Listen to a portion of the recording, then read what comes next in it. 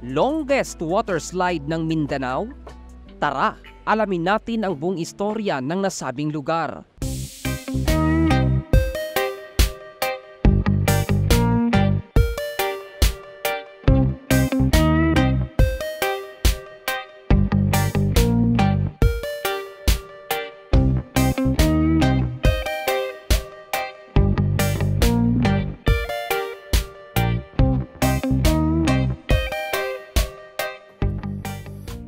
Alam niyo ba na hindi talaga ito sinadyang gawing water slide para sa mga gustong maligo?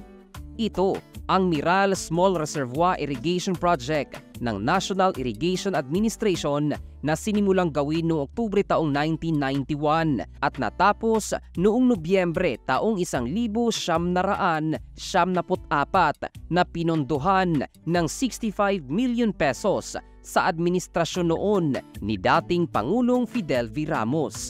Miral Small Reservoir ang naging pangalan nito na hango mula sa Miral River sa Barangay Managa, Bansalan, Davao del Sur na naging source ng tubig sa nasabing reservoir.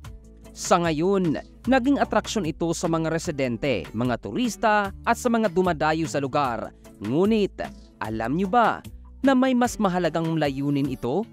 Ito ang isa sa mga haligi para pagtibayin pa ang food production sa lalawigan ng Davao del Sur dahil ito ang naging source ng patubig sa mga sakahan, gulayan at iba pang agricultural products sa bayan ng Bansalan at sa mga karatig na lugar.